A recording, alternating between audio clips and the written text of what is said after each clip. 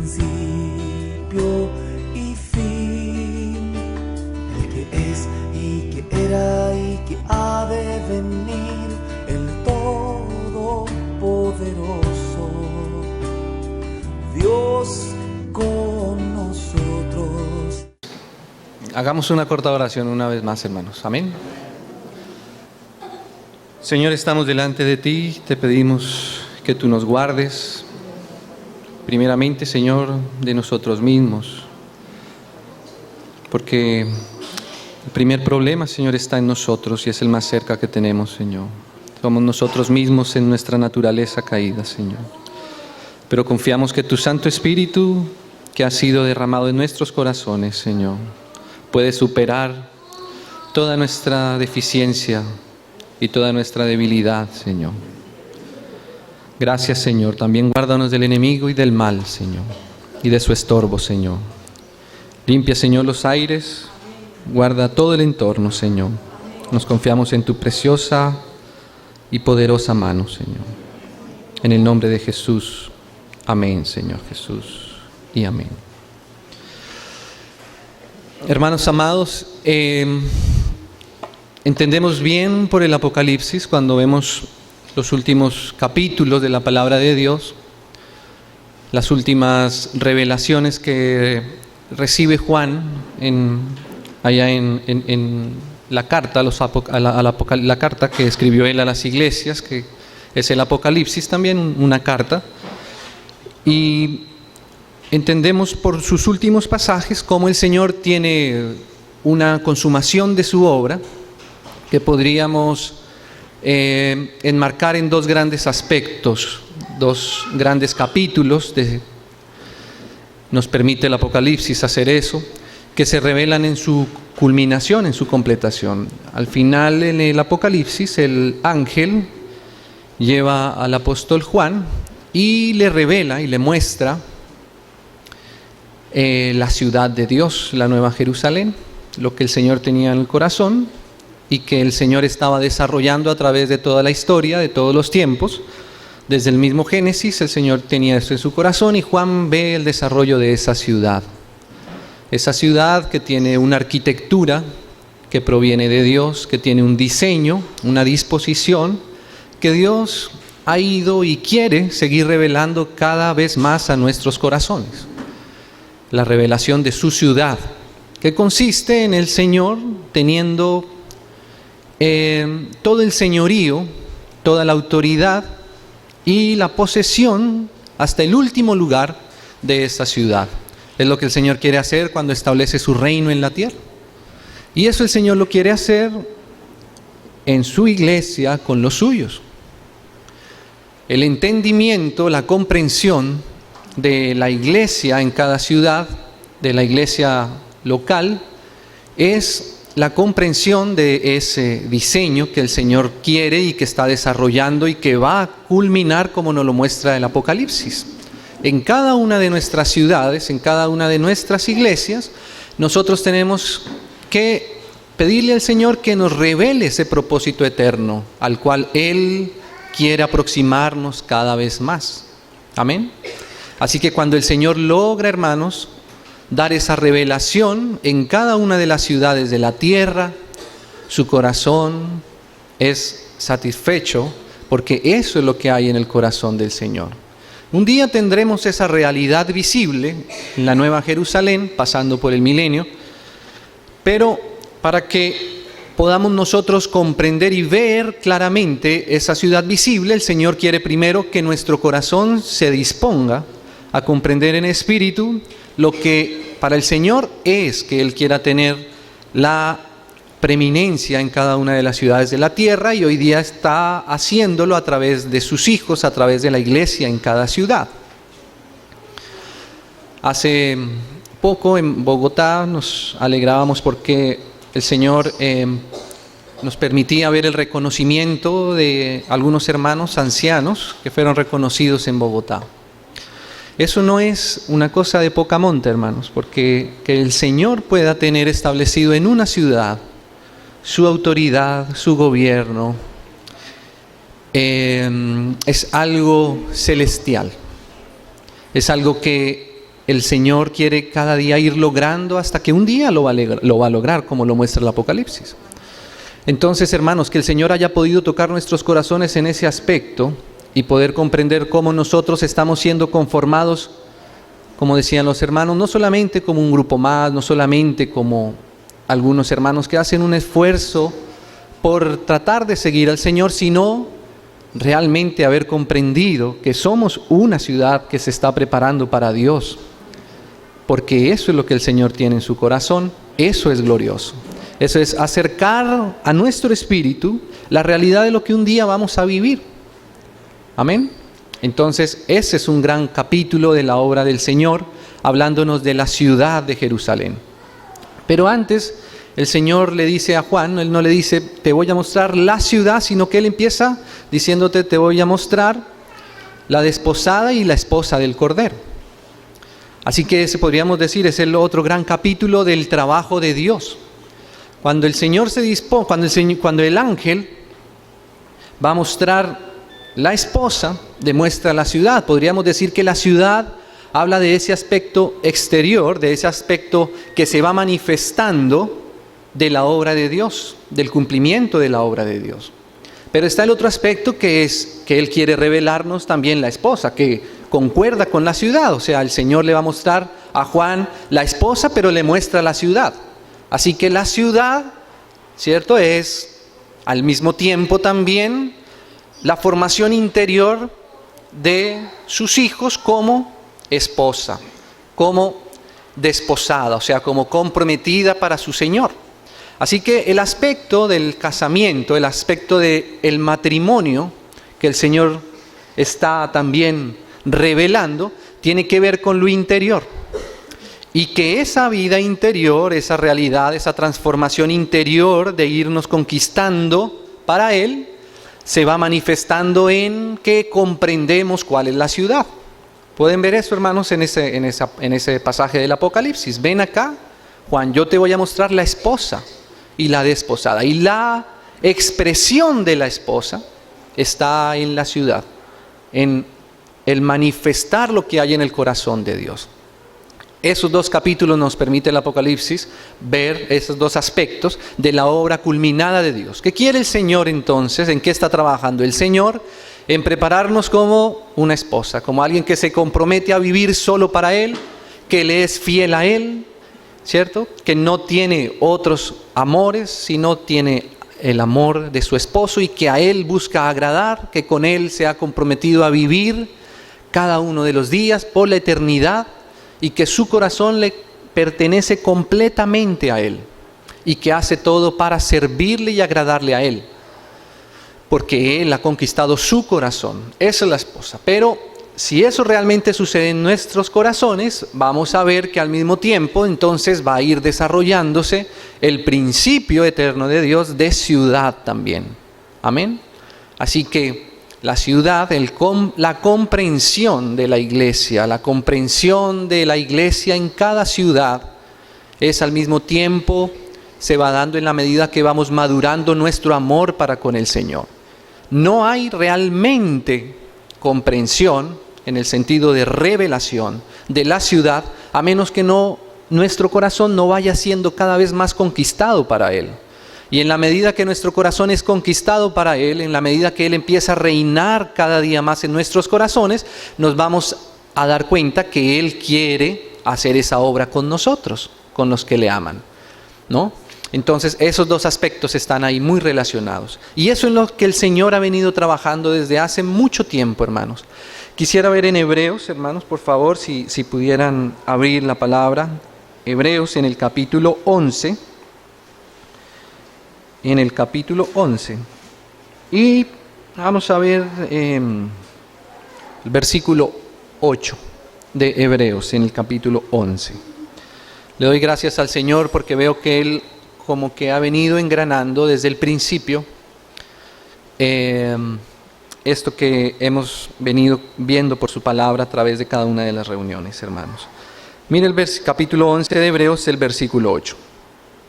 Vamos a leer. Por la fe, esto ya es precioso, hermanos. Estas tres primeras palabritas ya son muy preciosas. Por la fe, ¿no? lo que veíamos al principio, que nuestro hermano Gino nos introducía, pienso que ha sido la base de lo que hemos venido compartiendo de ahí en adelante, es justamente eso. Es por la fe, no es sin la fe, es mediante la fe. Nada que Abraham hubiese podido imaginarse de él mismo. Fue por la fe, ¿no? Por la fe Abraham, dice así. Hermanos, y el que diga aquí por la fe, me hace pensar a mí que la fe no solamente la base de nuestra salvación, sino que además la fe tiene un potencial para desarrollar una obra preciosísima en nosotros. La fe no solamente nos fue dada para ser salvos y olvidarnos de la fe, como enseña Pablo a las iglesias en Galacia. A veces podríamos pensar que la fe solamente es necesaria para nuestra salvación y de ahí en adelante como si pudiéramos apagar la fe y empezar a vivir por nosotros mismos. Pero cuando leo aquí en este pasaje, lo primero, por la fe, hermano, me hace pensar que la fe tiene un potencial impresionante para no solamente salvarnos, que ya eso es glorioso, sino que una vez salvo, la fe seguiría operando, la fe seguiría avanzando, algo que tiene capacidad de hacer, por la fe, es por la fe. Si hay algo del Señor, si hay alguna revelación, si hay alguna madurez, es por la potencia que tiene la fe en nuestros corazones, ¿no? Ahora esa fe, como también lo han dicho algunos hermanos ya, esa fe es la que viene por el oír la palabra de Dios, ¿cierto? O sea que el que tiene potencial para llevarnos a un desarrollo es Dios mismo, ¿no? La fe nace de la palabra de Dios, amén, pero tiene que estar esa base, la palabra de Dios. No basta solamente, o no estamos hablando de una fe en cualquier cosa. A veces nosotros podemos tener fe en cosas que Dios todavía no ha dicho, o que Dios ni siquiera ha dicho. Pero aún así, a veces pensamos que podemos tener fe en algo que aunque Dios no lo ha dicho, pensamos que podemos activar la fe en determinado asunto. Voy a hacer este viaje y voy a ponerle toda la fe que me va a salir bien. Pero el Señor ha dicho que hay que hacer ese viaje. Si el Señor no ha dicho que hay que hacer ese viaje, entonces la fe no es al menos la fe que viene de Dios. Será una fe natural tal vez, en donde por mucho que nos esforcemos, no podríamos decir que es una fe que viene de Dios. Y viéndolo desde la óptica de la palabra, realmente no podríamos hablar de la fe. Podríamos hablar tal vez de un positivismo o de un ejercicio mental, pero la fe que es objetiva en la palabra de Dios es aquella que produce lo que primero Dios ha dicho.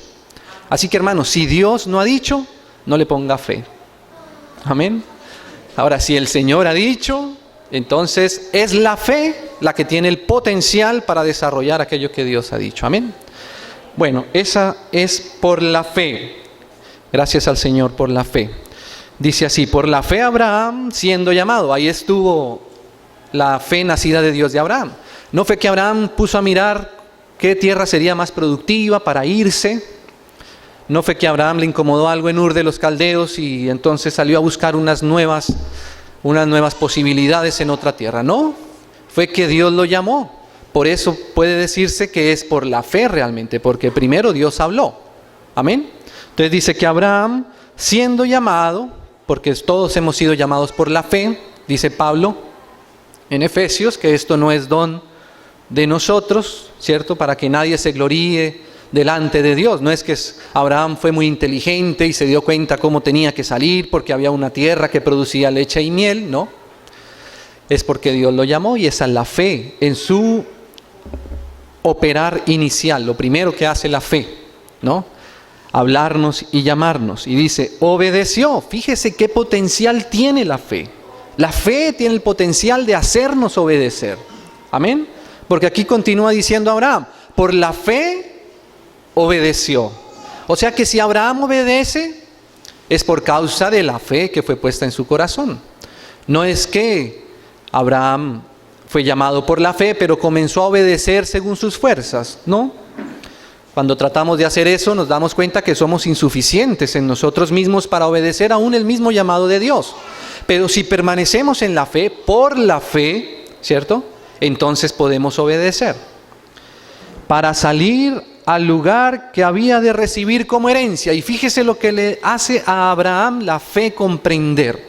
Él salió de Ur de los Caldeos, salió de su vida natural, de su ambiente natural, e inmediatamente revela que hay una herencia que Dios quiere darle a él, ¿no? Así que la fe, hermanos, no solamente es para librarnos de no ir al infierno, sino también nos lleva a disfrutar de la herencia que Dios tiene para nosotros. La fe, su obra completa, incluye esos dos aspectos, la gracia y el reino. Incluye el llamamiento, el de pasar de la muerte a la vida, y esa vida no solamente para quedarnos no muertos, sino para aprovechar la vida que el Señor nos ha dado, que es la que nos conduce a su herencia. Amén. Pienso que cada día el Señor quiere que su iglesia vaya tomando cada vez más por la fe posesión de esa herencia. Desde ahora, la herencia tenemos que irla asumiendo desde ahora. Los negocios del Padre, el Hijo los va conociendo en la medida que va creciendo. Porque si el Hijo solamente vive para Él mismo, está por fuera, como le pasó en el Hijo pródigo, cuando Él regrese un día, probablemente no esté suficientemente capacitado para recibir la heredad de su Padre. Por eso la herencia es algo que debe estar en nuestros corazones desde ahora. Estamos en el tiempo de lo poco, de ser fiel en lo poco, porque hoy no vemos las cosas en su realidad. El Señor enseñó al menos 2 parábolas que hablaban de ser fiel en lo poco, y lo mucho es cuando Él venga. Ahí vamos a ser puestos en lo mucho, pero para ser puestos en lo mucho tenemos que estar amando y siendo fieles en lo poco. Amén. Por eso aquí la fe, porque sigue teniendo la base de la fe, dice que Él salió, pero no salió a cualquier lugar, sino él entendía, la fe le hacía entender que había una herencia. Y dice, y salió sin saber a dónde iba. Fíjese que aquí la única manera de no perderse nuevamente es la fe. Él salió por la fe, y la fe es capaz de guiarle, aunque él no sepa en lo natural a dónde va. Pero tiene clara una cosa, la herencia. Amén. Y esa es la fe. La fe tiene capacidad de guiarnos, aun cuando a veces no entendemos las jornadas, no entendemos la situación particular, pero la fe, si es algo que el Señor dijo, la fe tiene la capacidad de no dejarnos quedar, ¿cierto?, en el camino, sino de seguir avanzando, hasta que el Señor va dando claridad qué es lo que Él ya quiere establecer en nuestros corazones. Ahí sabemos que vamos llegando por la fe. Amén. Sigue teniendo esta base la fe. Por la fe, vuelve y dice, habitó como extranjero en tierra prometida, como en tierra ajena. Pero él tenía fe, porque Dios le había dicho a dónde lo iba a llevar. Dice, morando en tiendas con Isaac y Jacob, coherederos de la misma promesa. Esa es la promesa que la fe, a la que la fe nos está llevando a vivir. La promesa es lo que Dios ha dicho. Si nosotros estamos en lo que Dios ha dicho, viene la fe a poder ejecutar lo que Dios ha dicho. Si nosotros estamos conscientes de la promesa. Si olvidamos la promesa, si perdemos de vista la promesa, pues probablemente la fe deje, o no pueda más bien, operar en el sentido en el que el Señor quiere que nos movamos. Por eso la promesa era lo que estaba en el corazón de Abraham, y esa promesa dice que estaba por la fe, ¿no? Ahora vamos al versículo 10, dice así, porque, esta es como un versículo de conclusión. En estos cortos versos podríamos ver resumida la vida de Abraham, ¿no? Desde que salió siendo llamado, hasta que en un momento sucede esto que la Biblia misma nos dice. En algún momento Abraham comprendió esto, dice, porque esperaba la ciudad que tiene fundamentos, cuyo arquitecto y construcción es Dios. Qué tremenda revelación, hermanos. La que Abraham, fíjese, cuando leía este verso yo pensaba que esta es una revelación ciertamente para personas que han leído el Nuevo Testamento, como yo. Leo Apocalipsis, y todavía me cuesta trabajo comprender este plan que tiene el Señor. ¿Cómo es que el Señor tiene una ciudad que está estableciendo, que esa ciudad tiene fundamentos, que esa ciudad tiene una arquitectura y que tiene un constructor y que ese constructor es Dios? ¿Cómo Abraham, estando allá en el Antiguo Testamento, todavía no ha leído a Pablo, todavía no ha leído a Juan, no ha leído a Pedro, todavía nadie le ha dicho que somos piedras vivas, que tenemos que ser edificados como un templo de Dios? Y Abraham ya por la fe, o sea, por el operar del Espíritu en el corazón de Abraham, tiene esta revelación. Él salió sin saber a dónde iba, buscando una heredad, y en el transcurso de su vida, en el recorrido que Dios le permite hacer de su vida, de sus años, que fueron bastantes, a través de muchas pruebas, a través de mucha paciencia, a través de errores que el Señor tuvo que salir a defenderlo de sus propios errores, en algún momento la Biblia nos enseña que Abraham comprendió algo que era lo que realmente estaba pasando en su vida. Algo que estaba, digámoslo así, orquestando todos los demás hechos de su vida para que Abraham comprendiera esto: que Dios un día iba a hacer una ciudad diseñada, arquitectada por Él, y que Él mismo la iba a construir. Qué tremenda revelación de Abraham. El Señor necesita, hermanos, revelar eso a nuestros corazones, ¿no? Mire, el padre de la fe. Entonces vemos, hermanos, que Abraham, que es llamado el padre de la fe, en la fe tuvo esa potencia de sacarlo desde Ur de los Caldeos hasta, podríamos llegar a decir, una de las revelaciones, cumbres, que dice y resume la Biblia de Abraham, es que entendió esa ciudad. Y particularmente, él entendió que esa ciudad, tenía un fundamento. Ese fundamento es Cristo mismo, es el Señor mismo. Ya nosotros, gracias al Señor, podemos, lo que para Abraham era un misterio tremendo, para nosotros hoy ya está revelado, gracias al Señor, por el Nuevo Testamento, ¿no? Así que él comprendió que esa ciudad tenía un diseño, una arquitectura también, una forma que es de Dios. Entonces, hermanos, la vida de Abraham, que fue una vida de tratamiento, fue para ir entendiendo esto, el principio de construcción de Dios, de diseño de Dios. Así que en Abraham podríamos ver como esos dos aspectos también desarrollados en su vida. El aspecto de ir cediendo su corazón cada vez más al Señor y por ende, entonces ir comprendiendo el propósito que Dios tiene al final en la Nueva Jerusalén, santa y gloriosa. Ya en la realidad, hermanos, si podemos ir un momento a 1 Corintios, capítulo 3, lo dijimos, pero leámoslo. 1 Corintios, capítulo 3. Mire esto que Abraham comprendía, aunque ciertamente todavía por misterio. Ahora Pablo, 1 Corintios, capítulo 3, versículo 10.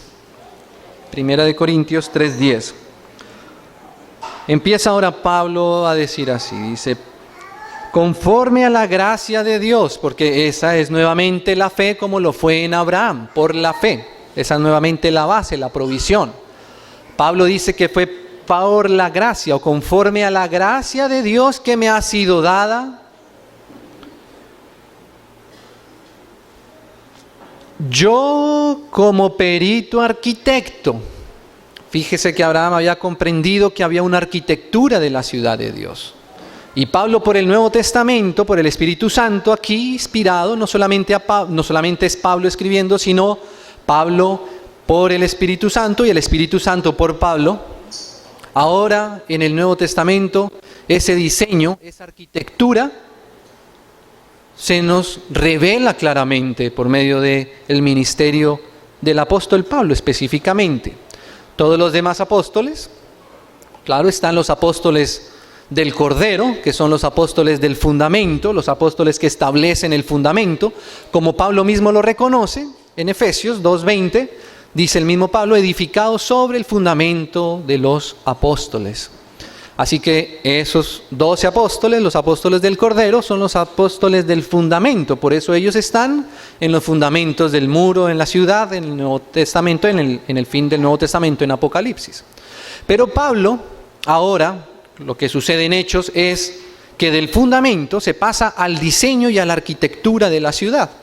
Y Pablo está diciendo por el Espíritu que él, como perito arquitecto, puso el fundamento. Lo que está diciendo Pablo es que el Señor, por su Espíritu, le ha dado la comprensión de la arquitectura, del diseño de la ciudad que Dios quiere establecer en la tierra. Y va a usar el ministerio del apóstol Pablo para enseñarnos algo que Abraham comprendió en su vida, mediante misterios, ahora dejárnoslo a nosotros como una palabra explícita, plenamente comprensible, pero solo a través de la fe, a través de la gracia y a través de que el Señor vaya conquistando nuestro corazón para su obra, para su propósito. Hermanos, no debería haber revelación de la iglesia si no hay una transformación del corazón de sus hijos. De hecho, cuando sucede que se comprenden las cosas solamente en el ámbito religioso, solamente en el ámbito académico natural, nos damos cuenta que con el poco tiempo se evidencia que no había un corazón realmente enamorado del Señor, sino tal vez una disposición natural a entender las cosas santas, pero sin la fe, no por la gracia, sino por la comprensión natural. El asunto es que cuando no hay esa transformación, no se comprende a nivel de revelación el diseño y la arquitectura de Dios.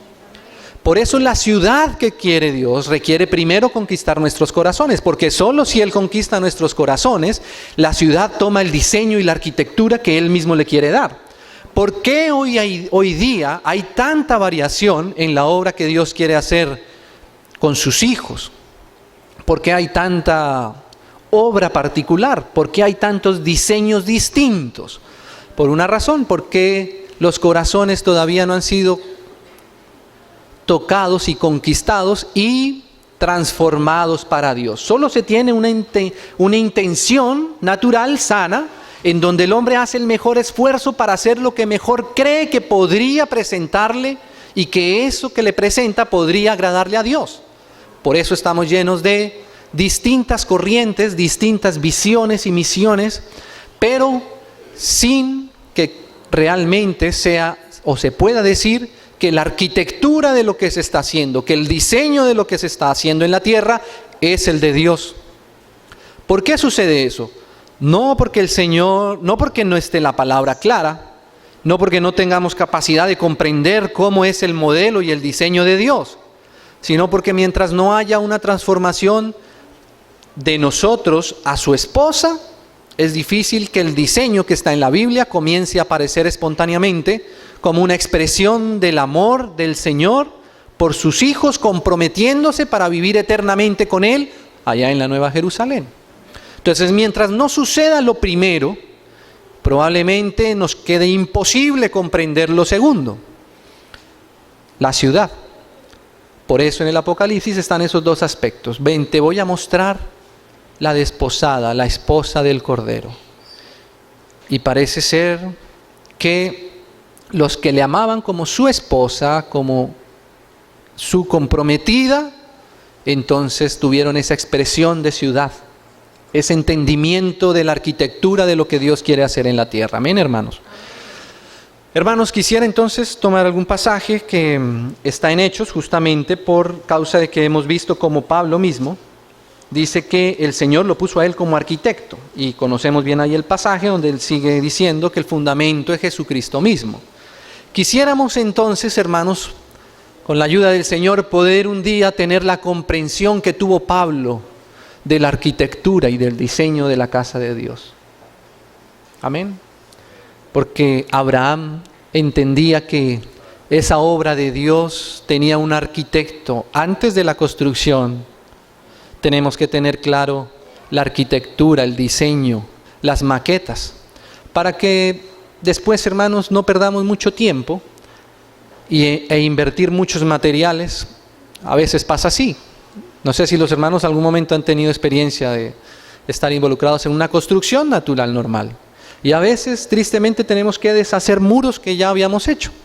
Porque en algún momento se perdió el modelo del plano o no entendió bien el constructor lo que el arquitecto había plasmado. Y cuando nos vamos a dar cuenta, tenemos que desbaratar. Si queremos ser fieles a lo que el dueño de casa ha tenido en su corazón, en donde morar para siempre. Entonces, antes de construir necesitamos nosotros el diseño. Amén. Para no perder mucho tiempo, ni muchos materiales, muchos esfuerzos que después nos cuestan muchas lágrimas. Decir, Señor, realmente esto no corresponde a tu modelo. Construimos antes de tener el plano y ahora necesitamos que tú nos ayudes, porque el Señor fue el que dijo, yo edificaré. No dijo, tú edificarás. Ahora, claramente Él va a edificar con Pedro. No va a edificar sin Pedro. No quiere decir que el Señor se olvide de Pedro y anule a Pedro. No, pero le está diciendo a Pedro que Él es el que va a ir construyendo, ¿no? Pedro debería disponerse y estar atento a lo que el Señor va haciendo. Y probablemente, claro, que va a cooperar como realmente lo hizo. Pero la revelación es, Pedro, no te preocupes, yo voy a edificar mi iglesia. Amén. Con base en la revelación que te voy a ir dando de mí cada vez más, porque esa es una revelación progresiva. La revelación que se recibe del Señor es una revelación que va siendo cada vez más claramente comprensible. No es solamente un concepto técnico o solamente un concepto filosófico, el creer en el Señor como Dios, como hombre y que Él es el Cristo. ¿No?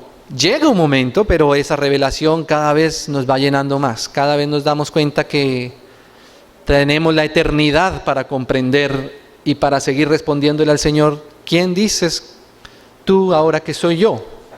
Tú eres el Cristo, el Hijo del Dios viviente. Eso lo vamos a tener que ir comprendiendo hasta la eternidad. Amén. Entonces, en esa revelación que el Señor va a ir haciendo cada vez más en el corazón de Pedro, con ese material es que el Señor puede edificar. Entonces, Pablo, hermanos, ahora tiene el diseño. Pablo dice, yo como perito arquitecto. Entonces, quisiera, hermanos, tomar el capítulo 9 de Hechos para ver cómo Pablo pasó por la escuela, porque la arquitectura nos habla de una preparación. Aquí hay hermanos que son arquitectos en medio nuestro. También hay algunos que son constructores, ingenieros de construcción, que entienden todo este lenguaje que usa Pablo, porque Pablo también en su tiempo era un constructor también de cabañas. Entonces Pablo usa también ese lenguaje porque él sabe las implicaciones que tiene esto. Y él sabe que esa arquitectura tiene que ir revelándose. Y esa revelación es de cierta manera, por lo menos fue así con Pablo. Quisiéramos tener la revelación que tuvo Pablo de su casa, de su ciudad. Quisiéramos, hermanos, cada vez que leemos todos los versos de la palabra, las cartas de Pablo, ir extrayendo cada vez más ese precioso diseño, ese perfecto diseño que el Señor quiere que un día esté culminado y desarrollado por su esposa. Amén. Él quiere que sea toda su iglesia, pero su esposa es la que comprende esto. Entonces, hermanos, en capítulo 9 de Hechos de los Apóstoles, vamos a ver cómo el Señor llega a preparar, a revelar estas cosas a Pablo. Porque este tratamiento probablemente sea muy parecido al que el Señor tenga que hacer con nosotros, si un día queremos también comprender un poco de esa arquitectura, como lo comprendió inicialmente Abraham también, como lo comprendió Juan, ya viendo el Apocalipsis desarrollado, Pedro y los demás apóstoles. Amén. Capítulo 9 de Hechos, dice Saulo, dime, versículo 1, desde el primero, sí, Hechos 9:1. Saulo, porque está todavía en su naturaleza caída, Saulo, respirando aún amenazas y muerte contra los discípulos del Señor. Unos hermanos que leen esto del griego, dice que esta metáfora, esta comparación que dice aquí Lucas, que es un médico y por eso escribe en un lenguaje también metafórico, no solamente en este pasaje, sino en muchos otros, dice, que esa frase, que esa palabra que dice respirando aún amenazas y muerte contra, era como una frase que significaba, que se podía leer como que Pablo respiraba como cuando un toro ve a su víctima y respira por la nariz, manifestando toda su capacidad natural de aniquilar con su objetivo, ¿no? Así que esa es la frase que usa Lucas para describir cómo Pablo estaba en su condición. Recordemos, hermanos, que Lucas fue un compañero bien cercano de Pablo en el ministerio. Compartieron bastante tiempo juntos, incluso en el barco cuando habían problemas estuvieron juntos, y probablemente muchas de estas cosas Pablo, en mucho tiempo que pasó con Lucas, las podía contar de una manera bien interior, ¿no? Y manifestar lo que pasaba en el interior de Pablo, y probablemente Lucas puede realmente decir esto con un conocimiento bien profundo de Pablo. Entonces dice así, ese era Pablo, hermanos. Pablo era un toro bravo, ¿no? Si usted se pone a pensar, Pablo era en lo natural una persona muy importante, era una persona prominente de hecho. Pablo tenía una investidura militar, incluso una vestidura jurídica. Pablo tenía permiso de usar armas y de poner a la gente presa en la cárcel. Probablemente tenía hasta guardaespaldas y andaba en caballos bien imponentes. Ese era Pablo. Además, Pablo también era una persona muy culta. ¿Sabe que Pablo por lo menos hablaba 3 idiomas? Según nos deja ver la palabra. Y en la filosofía, Pablo se sentaba, o estaba en capacidad de sentarse a hablar en el lenguaje de los filósofos más prominentes de la época. Allá en Atenas, no le quedaba a Pablo entrar al Areópago y sentarse con los filósofos a hablar posiblemente temas bien avanzados, bien filosóficos, y Pablo había sido discipulado y había aprendido de la escuela de Gamaliel. Así que, hermanos, yo me imagino que la oficina de Pablo tenía bastantes diplomas, ¿cierto? Sí, es que Pablo tuvo oficinas. Así que Pablo, hermanos, era bien tremendo. Y también, hermano, imagínese Pablo, también en lo religioso, también era alguien prominente. Él conocía la ley y era defensor de los asuntos religiosos. No podemos decir que era defensor de las cosas de Dios, porque él pensaba que estaba defendiendo a Dios de los cristianos. Pero Pablo también en lo religioso también tenía mucho de qué apoyarse, como él mismo lo dice. Además también su nación, o sea, tenía digámoslo así, tenía una visa importante, ¿no? Nacionalidad romana, además también judío. Imagínese, hermano, ¿qué más se podría decir de una persona así? Que es realmente un toro bravo, ¿no?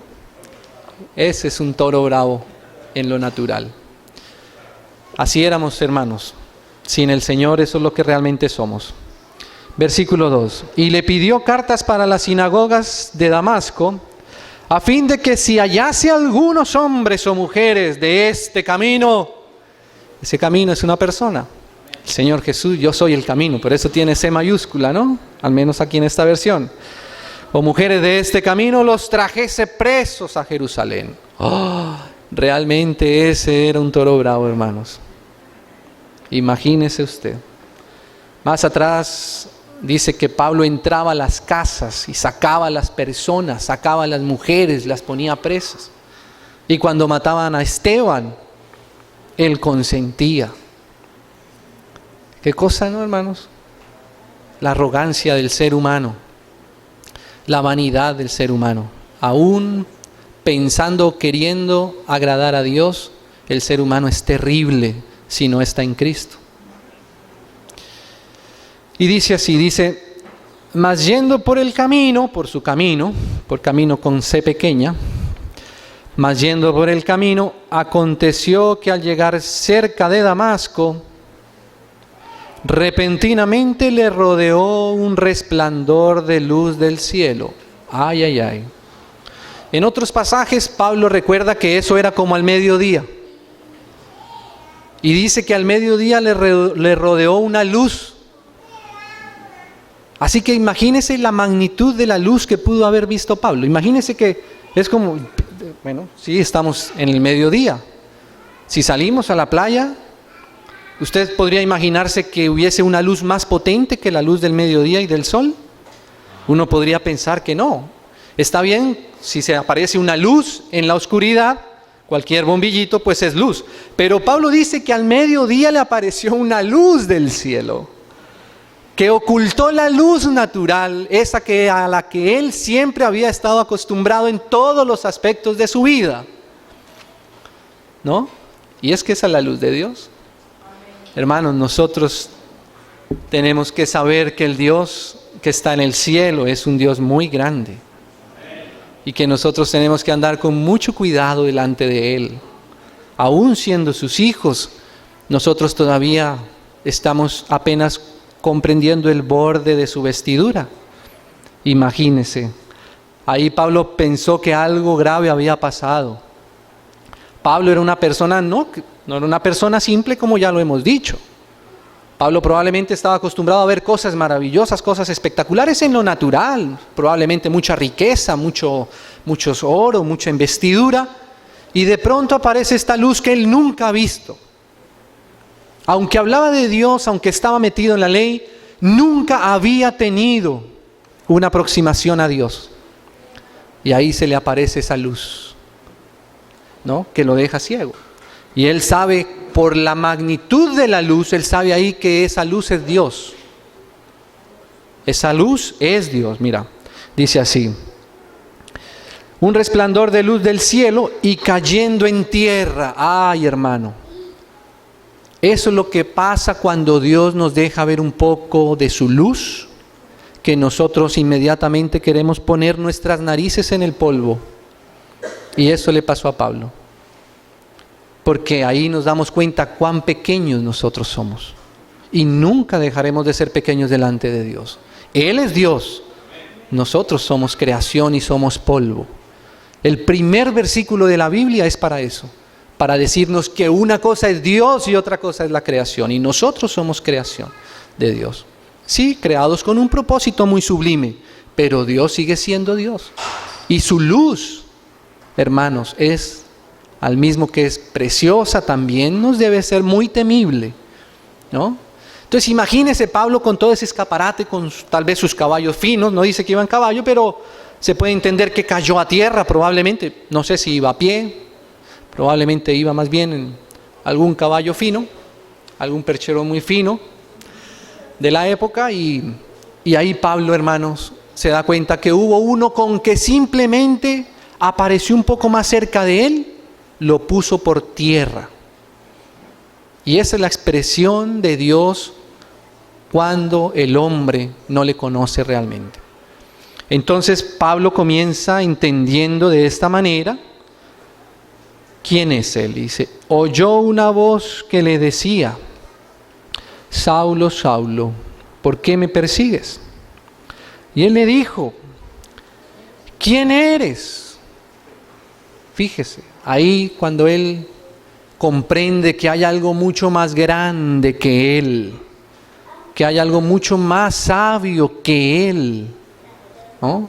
Ahí se da cuenta que ese Dios es una persona que habla, que se expresa, y le pregunta, y la pregunta es: ¿quién eres, Señor?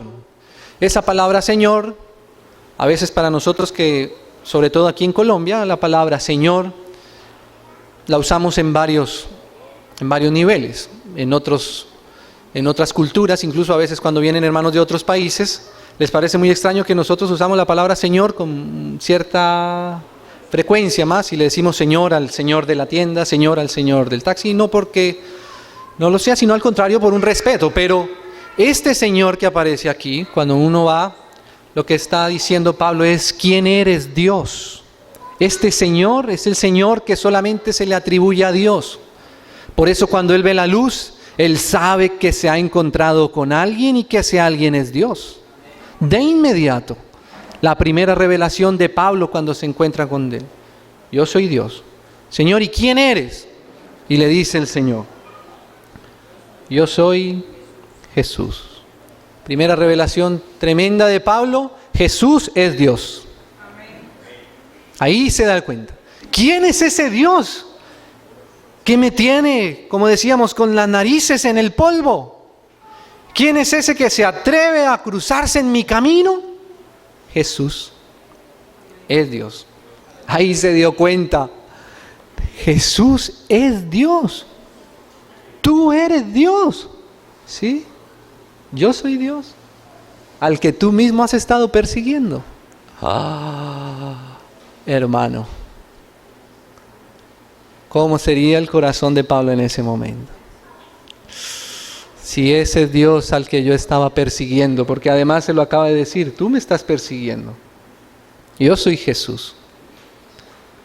Y ahora Pablo, que era como ese toro tan bravo, ¿cierto? Aquí más lo va a decir, dice.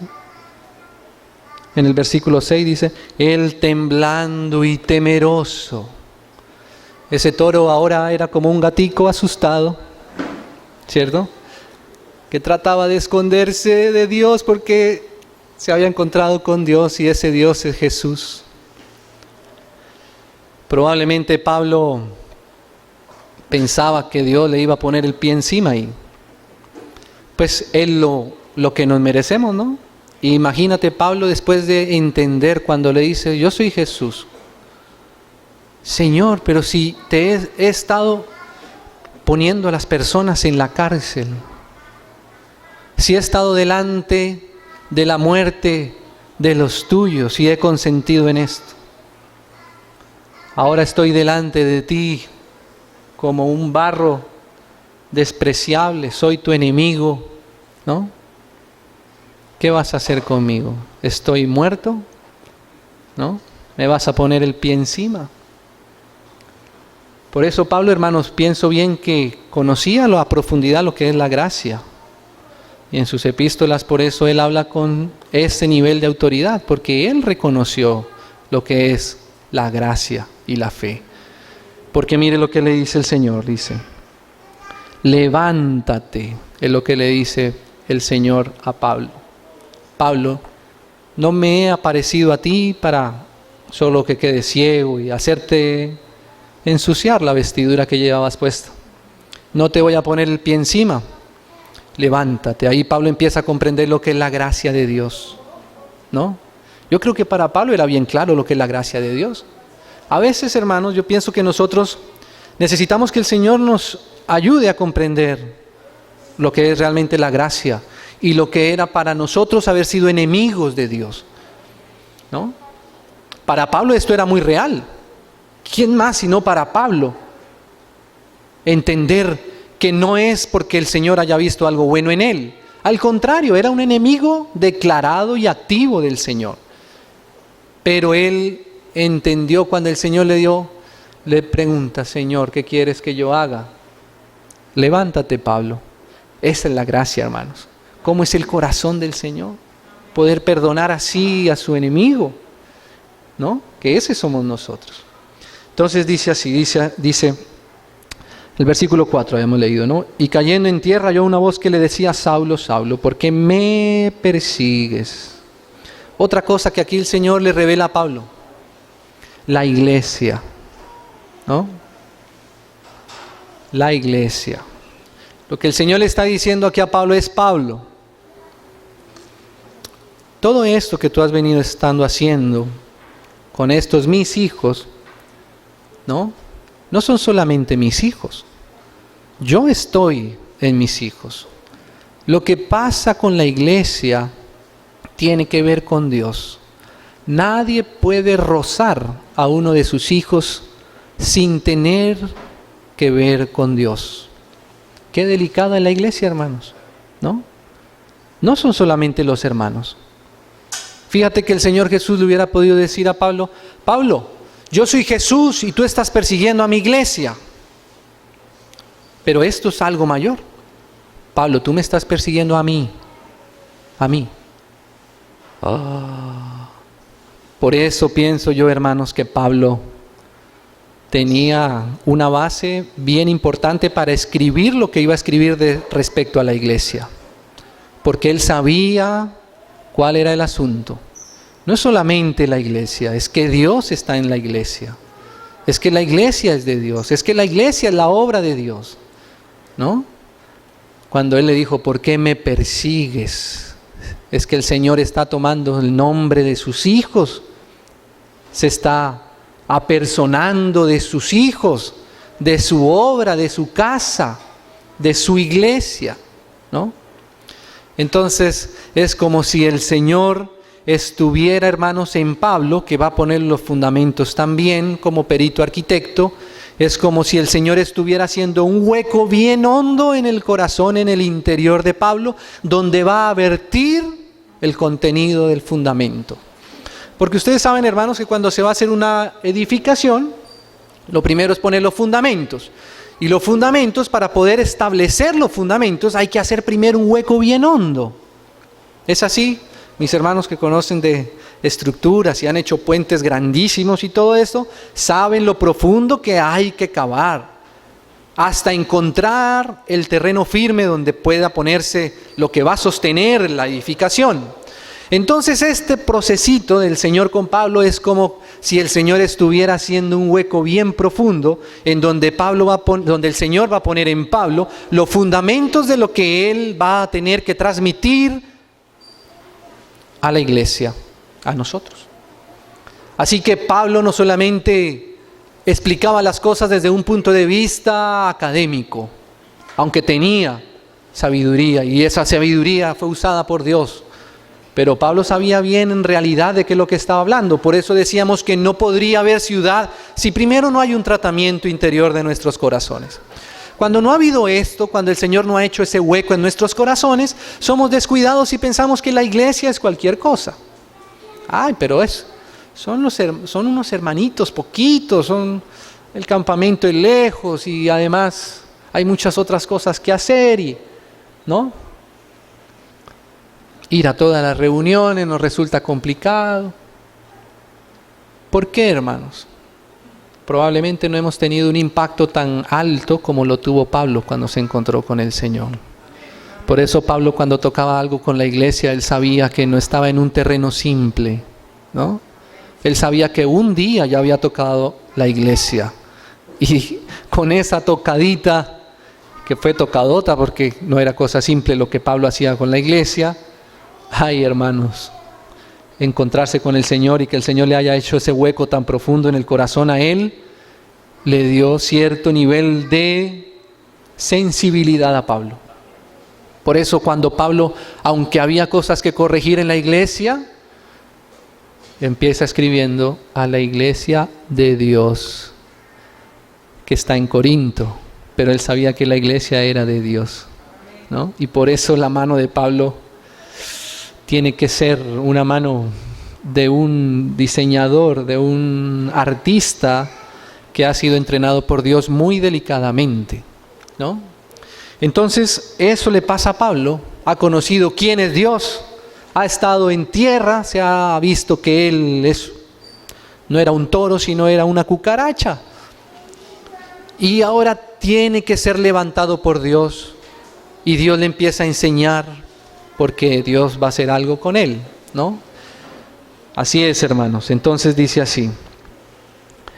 Dice, y él, versículos, estamos, versículo 6, ok.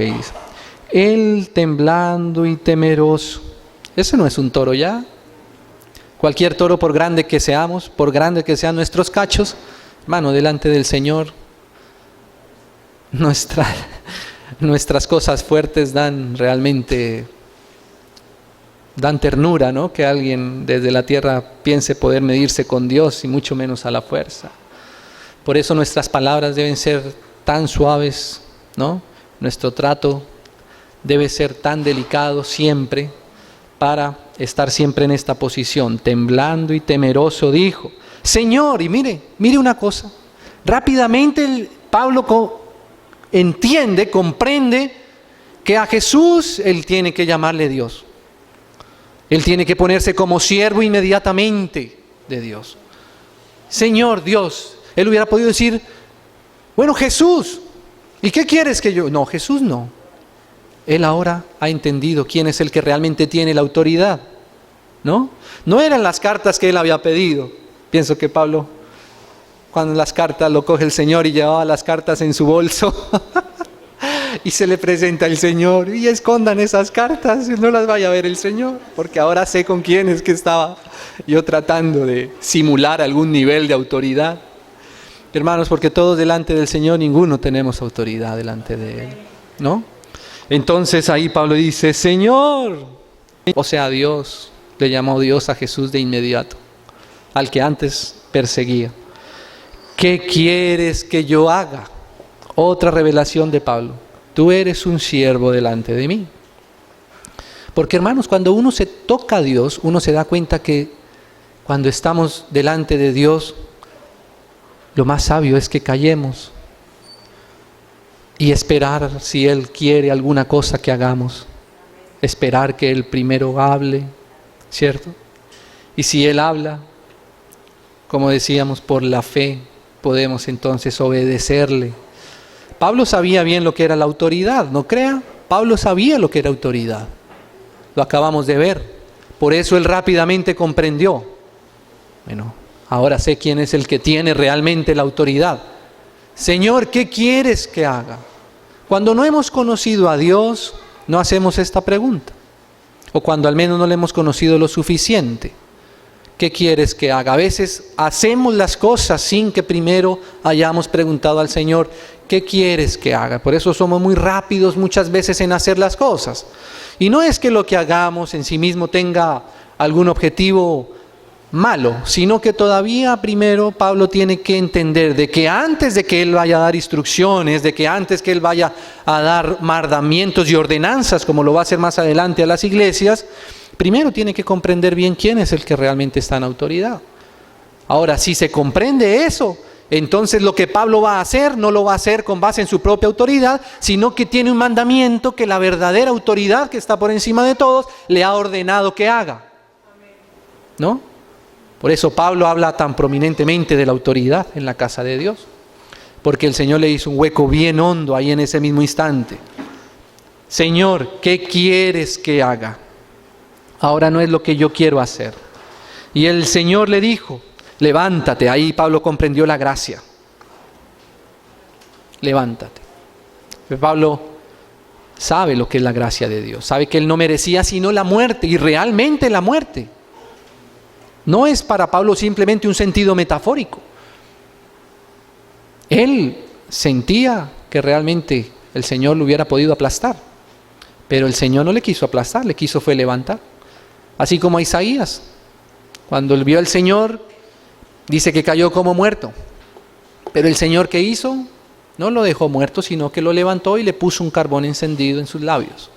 Pero primero tuvo que darse cuenta que él delante de Dios era menos que el polvo.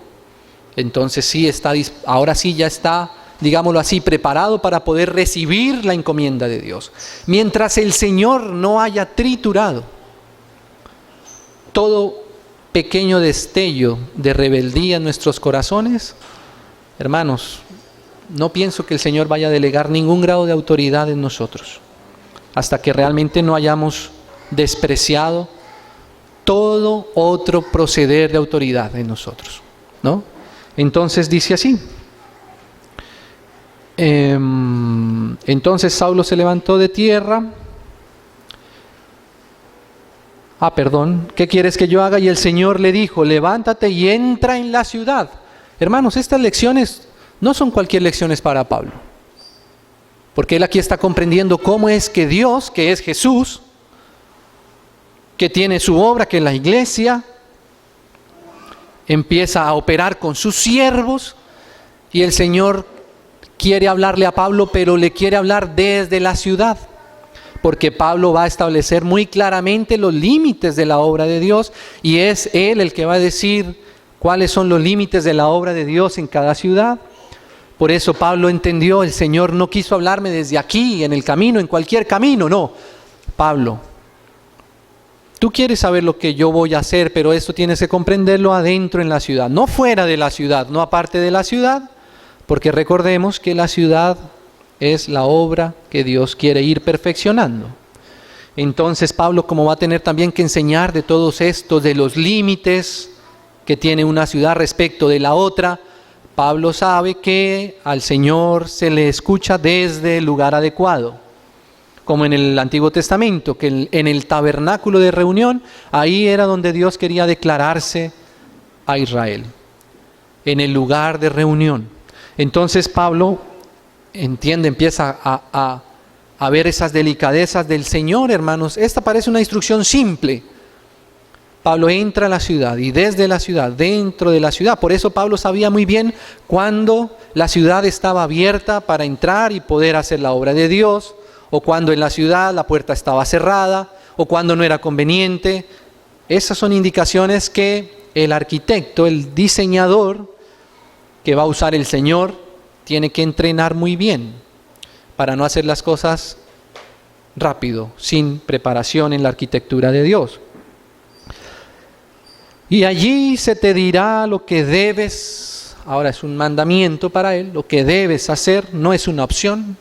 Pablo, mira, yo te voy a mostrar algo, pues si tú quieres, si te parece bien, si concuerdas, si te parece que está bien. No, Pablo, allí en la ciudad se te va a decir lo que debes hacer. Recuerde que él está recibiendo estas palabras de Dios mismo que se le acaba de aparecer. Por eso Pablo tenía esa, digámoslo así, esa dirección hidráulica, ¿no? Una medio movidita y él sabía lo que tenía que hacer, porque él ya había estado delante de Dios y había escuchado este mandamiento directamente de su boca. Pablo sabía que aunque a veces los hombres no querían, si era el mandato de Dios, él no estaba por los hombres, sino por Dios. ¿Por qué? Porque había escuchado quién era el que había dicho, ve allá y allá te voy a decir lo que tienes que hacer. Entonces ahí sigue Pablo aprendiendo del Señor, ¿no? Ahora dice el versículo, leamos el versículo 8 ahora. Entonces Saulo se levantó de tierra y abriendo los ojos, porque qué cosa, hermano, todo esto nos hace que en lo natural perdamos toda capacidad. Pablo había visto la luz, ahora quiere reaccionar a su visión natural, ¿no? Pero como el Señor tiene un diseño que tiene que ser percibido espiritualmente, no deja que Pablo recupere la vista rápidamente. Probablemente Pablo hubiera podido activar rápidamente sus sentidos exteriores. Y el Señor necesita que antes que Pablo comience a hacer cualquier cosa, tenga una vida interior con él que no dependa de la vista. ¿Cómo le pasó a Abraham? Él salió sin saber a dónde iba, pero la fe le sustentaba. Y como Pablo estaba acostumbrado a moverse tanto como él quería y a confiar tanto en su capacidad, en su visión, en su manera de interpretar las cosas, entonces él intentaba abrir los ojos como para poder tener otra vez el control de lo que siempre había tenido. Pero el Señor no le concede la vista tan rápido, ¿no? Entonces dice, no veía a nadie, así que llevándole por la mano, imagínese un toro pero ahora con collarcito, ¿no? De mascotica tierna, ¿no? En las manos del Señor. No veía a nadie, así que llevándole por la mano, eso es la humildad que el Señor tiene que desarrollar en nosotros. Primero, ¿no? Antes de poder escribir sus epístolas, Pablo tenía que transformarse en el carácter del Señor. Le metieron en Damasco, miren, le metieron, como el Señor le decía a Pedro, mientras tú seas joven vas a ir por donde tú quieras. Una señal de la madurez es que ahora Pedro iba a ser llevado, no donde él quisiera, sino donde otro le llevara, ¿no? Y aquí empieza el Señor a llevar ahora a Pablo, a cogerle la mano. Pablo, ahora soy yo el que te va a llevar y el que te va a indicar, el que va a hacer que tú andes. Y dice así, donde estuvo 3 días sin ver y no comió ni bebió. Más adelante por el contexto entendemos que Pablo esos 3 días también estuvo en oración.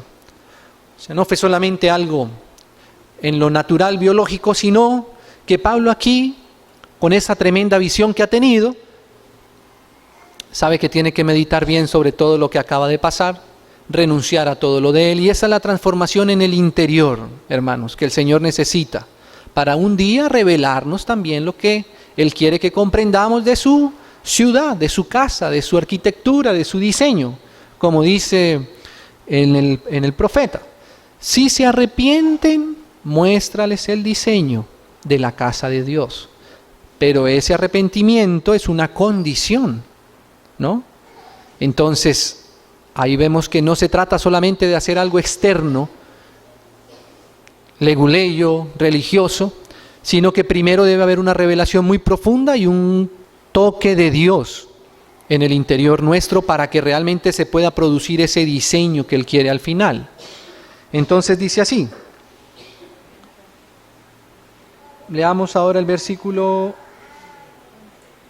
leámoslo el versículo 11. ¿Sí? Y el Señor, el mismo Jesús, al que Él perseguía antes, ahora es su Señor, le dijo: levántate y ve a la calle que se llama derecha. O sea, el Señor estaba enderezando a Pablo, por eso lo manda a la calle derecha, y busca en casa de Judas a uno llamado Saulo de Tarso. Y aquí él ora. Siempre la oración es necesario para nosotros poder ir comprendiendo la obra de Dios en lo interior. Y ha visto, y mire, esta es otra revelación que Dios le da a Pablo. Ha visto. ¿Qué es lo que ha visto? Dice. Y ha visto en visión, o sea que el Señor le mostró esta visión a Pablo, a un varón llamado Ananías. Qué curioso, hermano. ¿Sabe qué quiere decir Ananías? Según esa equivalencia de nombres, dice: Dios es benevolente, ¿no? Y allá lo manda a Pablo, ¿no? ¿Qué cosa es ese primer encuentro de Pablo a través de Ananías? Ahí Pablo entendía que lo que el Señor estaba haciendo era mostrándole su benevolencia. Oye, qué tremendo cómo Pablo tenía que comprender qué tan distinto era el corazón del Señor Jesús, el corazón de Dios, distinto al de él. Pablo pensaba que él hacía la obra de Dios antes. Lo hacía, solo que lo hacía con ejército y con espada. Ahora está conociendo el mismo corazón de Dios y cómo es el carácter de Dios. Cuando Pablo, a alguien se le oponía a lo de él, ¿sabe qué hacía Pablo? Le daba espada, le quemaba sus casas, los cogía del pelo y los ponía en la cárcel. Esa es la manera como Pablo hacía la obra de Dios antes. Cuando él se encuentra con Dios, Dios le empieza a mostrar su benevolencia. Y eso, hermanos, para Pablo era bien distinto a lo que él era en su corazón, ¿no? Es la benevolencia de Dios lo que conquista el corazón de una persona. Fíjense que cuando uno lee Hebreos, empieza en los fundamentos, empieza por el arrepentimiento de obras muertas, ¿no? Uno se arrepiente porque uno ve que hay un Dios y uno se da cuenta que uno realmente es menos que una cucaracha, ¿no? Pero hay otro verso también que dice que el arrepentimiento, con el que comienza Hebreos, Pablo dice que tenemos que saber que su bondad nos lleva al arrepentimiento, ¿no? O sea que el encontrarnos con Dios, solamente hasta ahí, solamente ver a Dios, quedaríamos muertos. Pero cuando Dios se muestra y vemos su benevolencia, hermano, ahí es donde nuestro corazón sabe que tiene que arrepentirse. Porque si Dios solamente se apareciera así y le pusiera al pie como lo que realmente somos, como un bicho ahí en el piso, podríamos decir que el corazón entonces de Dios no era muy distinto al de Pablo. Pero cuando Pablo se da cuenta que Dios, ese Dios que supuestamente él quería honrar, no es como él es, que cuando había que poner el pie encima le dijo: levántate, que cuando le va a dar una instrucción, lo primero que le manda es a alguien que se llama Ananías, que quiere decir la benevolencia mía, la benevolencia de Jehová, la benevolencia de Dios, ¿no? Ahí Pablo empieza a entender el carácter del que quiere servir, ¿no? Por eso la desposada, la esposa del Cordero, tiene que ver con la transformación de su iglesia en su carácter de Cordero. Y eso es lo que Pablo está empezando aquí a conocer. Entonces le dice así: y ha visto en visión a un varón llamado Ananías que entra y le pone las manos encima. Pablo no estaba acostumbrado a esto. La imposición de manos tiene, como digamos, esa doble, no solamente doble, puede ser muchos más aspectos, pero en esto que se refiere tiene como ese doble propósito. Claro, la imposición de manos es para una investidura, para un reconocimiento, pero al mismo tiempo fíjese que lo que está diciendo es: tu cabeza está sujeta, tu cabeza está sometida, porque esa es la autoridad realmente en el reino, ¿no? En el mundo, dijo el Señor, las naciones se enseñorean, pero en el reino no es así. En el reino, cuando hay autoridad es porque alguien ha sometido su cabeza a las manos del cuerpo, que como veíamos ayer, es la expresión plena de Dios, ¿no? Que actúa a través de sus hijos. Pablo necesitaba que le pusieran las manos encima, para que él necesitaba ver y entender que realmente debía ser puesto en ese lugar, agachar su cabeza y estar en sujeción a otros, en sujeción a los demás. Entonces dice así: entonces Ananías, o sea, la benevolencia de Dios, respondió: Señor, he oído de muchos acerca de este hombre. Imagínense, hermanos, que le pongan a uno a ponerle la mano en la cabeza a ese torito.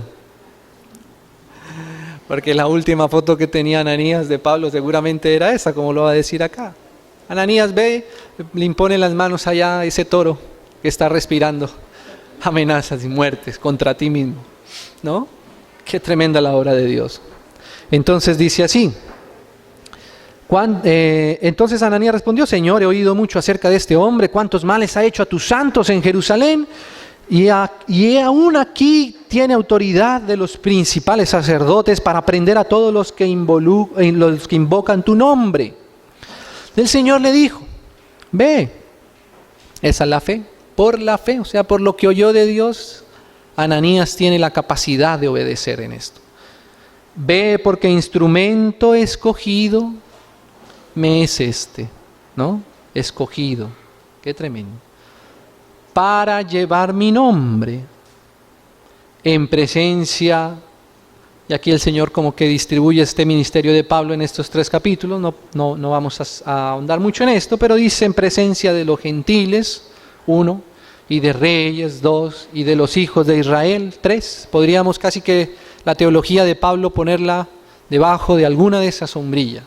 Pablo tiene una claridad muy tremenda acerca de esto. Dice, ahora el versículo 16, porque yo le mostraré, aquí viene la revelación que tanto anhelamos, el diseño, la arquitectura, ¿no? Eso es revelación, eso tiene que ver con la revelación. Y mire que el Señor hubiera podido decir aquí cuántas cosas le iba a revelar a Pablo. Probablemente, como decimos, Pablo cuando cuenta esto a Lucas y a muchos otros, probablemente él aquí ya tenía un ministerio desarrollado, porque él tuvo que contar esto varias veces. Incluso la última vez que lo cuenta, ¿sabe qué? Curiosamente está delante de un sacerdote que se vuelve a llamar Ananías, el sumo sacerdote.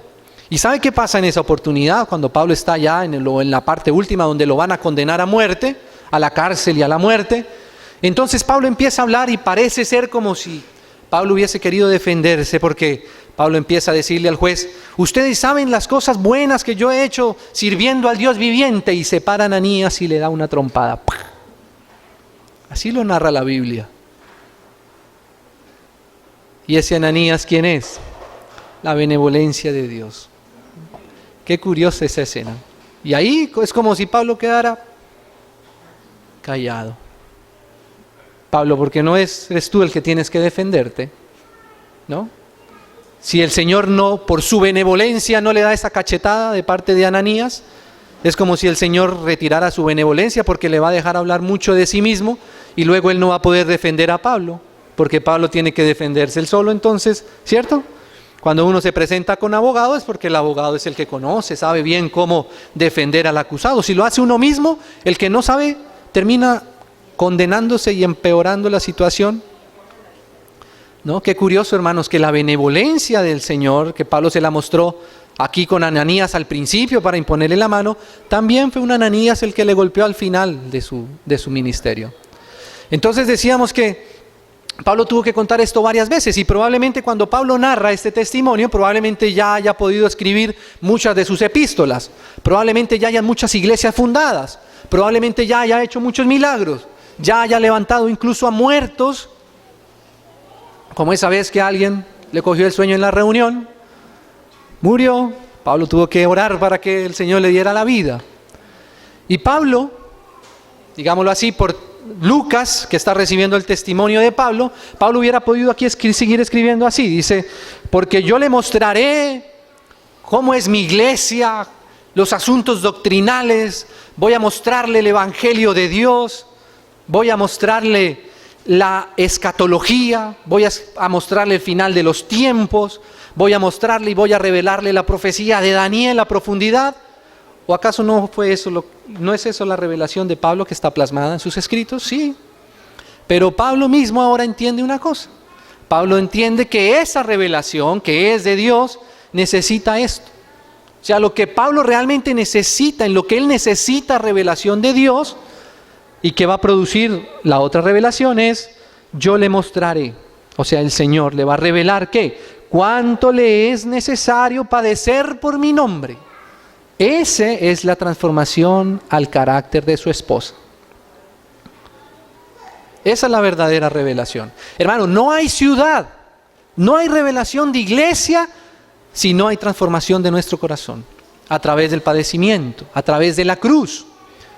Cuando el Señor ahora le revela a Pedro, allá en Mateo, fue antes, claro, el Señor le revela que Él va a edificar su iglesia, que Él le va a dar las llaves del reino. A ti te daré la llave del reino de los cielos, le dice a Pedro, por la revelación que ha venido a tu corazón, que no es tuya, sino es de Dios, es de mi Padre. Continúa el pasaje. Desde ese momento comenzó Jesús a decirle a sus discípulos, a Pedro, cuánto le era necesario ir y padecer de los ancianos. Y en ese mismo pasaje le continúa diciendo, el que no toma su cruz y sigue en pos de mí, no es digno de mí. El que piense hallar su vida, la perderá. Y el que la pierda por causa de mí, la hallará. ¿Cierto? Esa es la revelación que el Señor quiere dar a sus hijos. Si el Señor hubiera dejado solamente hasta las puertas del Hades no prevalecerán contra la iglesia. Bueno, esa es una parte. Pero si el Señor nos deja sin su cruz, no puede lograr lo primero. Entonces el Señor está aquí mostrándonos con Pedro, con Abraham, con Pablo, cómo es que realmente el Señor está haciendo esa preparación, cómo el Señor un día se va a presentar la Nueva Jerusalén.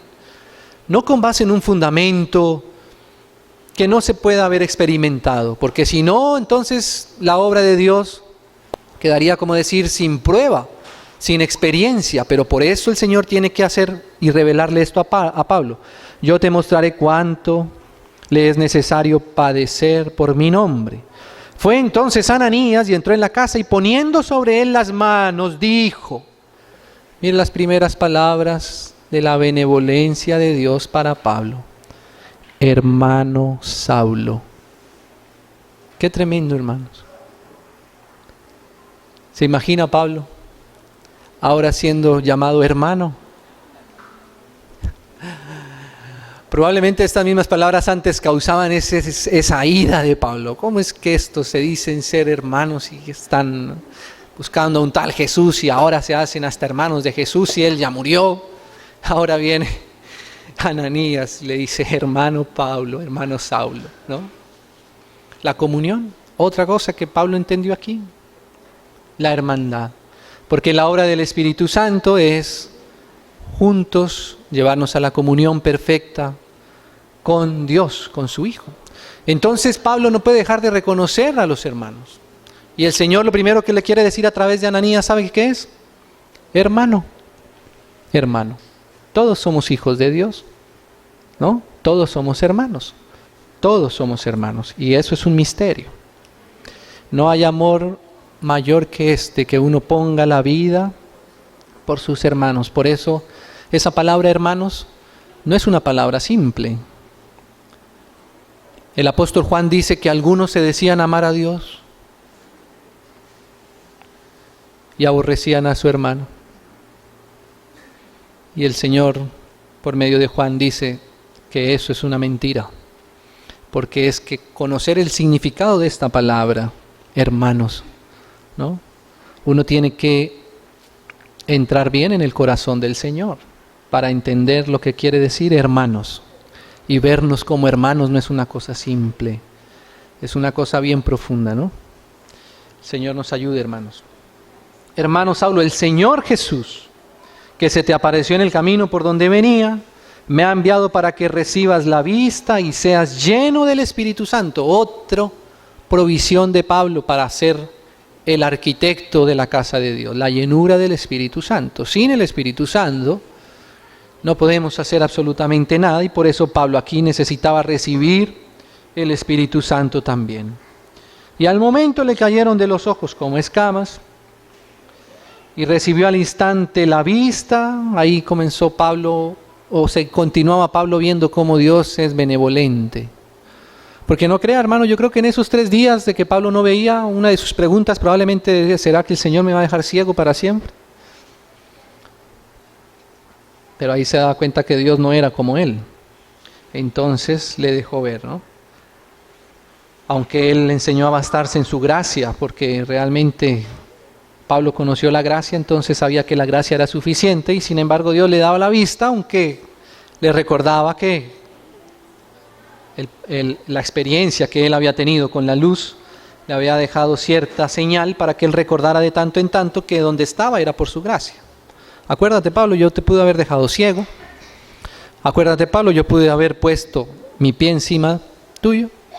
Hubiera podido tomarte así de los pelos como tú tomabas a la iglesia. Te hubiera cogido así, hubiera llevado al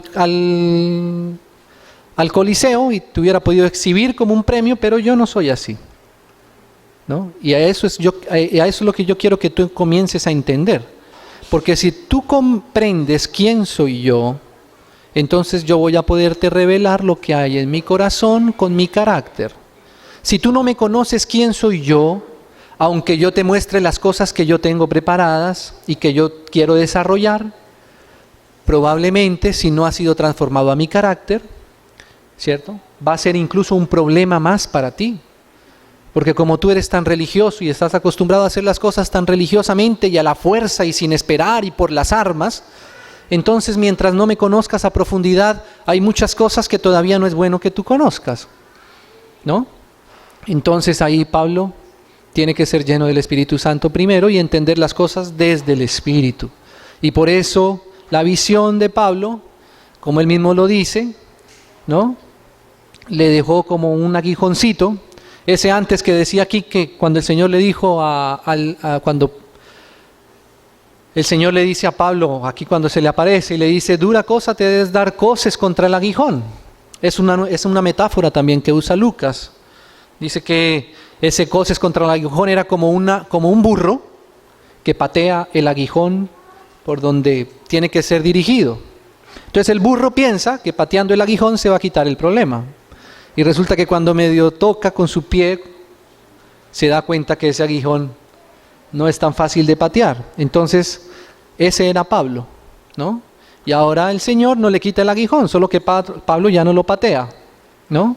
Pablo ahora ya anda como tiene que andar. Y si Pablo no andara así, hermano, ¿usted cree que el Señor le hubiera podido confiar el diseño de la iglesia? O más que el diseño, la revelación del diseño de la iglesia, la arquitectura de la casa de Dios. No puede ser un arquitecto así. Se imagina un arquitecto que todo lo que los clientes le pasan, Juliancito, tú que eres arquitecto, te imaginas un cliente que te deja un diseño y cuando viene por el resultado es otro, porque uno no entiende que el aguijón es para señalarnos por dónde es que el Señor quiere llevarnos y conducirnos. No, eso no podría ser un arquitecto, al menos no el arquitecto de Dios, al menos no alguien que tenga la visión de Dios. Entonces dice, y levantándose fue bautizado, amén, se identificó con la obra del Señor en la cruz, sabía que Él había muerto y había resucitado, y habiendo tomado alimento, recobró fuerzas, hermanos, y estuvo Saulo por algunos días con los discípulos que estaban en Damasco.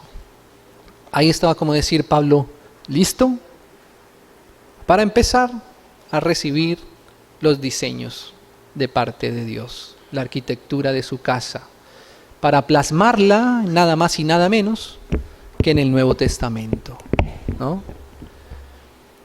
Ahora Pablo está listo. Ahora Pablo es materia disponible para empezar a comprender la arquitectura de la casa y del diseño de la obra de Dios.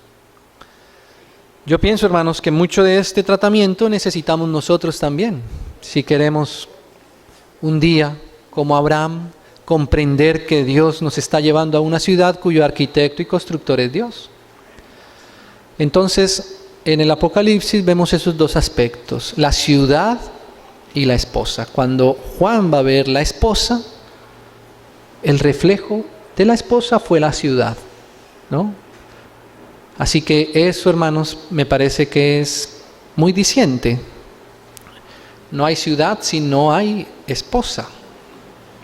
Ahora, y si hay esposa, debería haber ciudad, debería haber diseño y arquitectura de Dios en ella, ¿no? Porque a su esposa se le ha concedido, sea preparada, que sea vestida de lino. Y el lino fino son las obras justas de los santos. Y las obras nuestras, ¿cuáles son? Las que Dios preparó de antemano. ¿Qué tenemos que hacer nosotros? Conocer la obra que Dios ya ha preparado, o sea, conocer el diseño de la obra, conocer la arquitectura primero de la obra. Y para conocer esa arquitectura y ese diseño, el Señor necesita hacer esa transformación, ese pequeño trabajito que tuvo que hacer, hermanos, con ese toro bravo, hasta dejarlo como todo un artista para ahora sí ser un diseñador de la iglesia, de la casa de Dios. Digno es el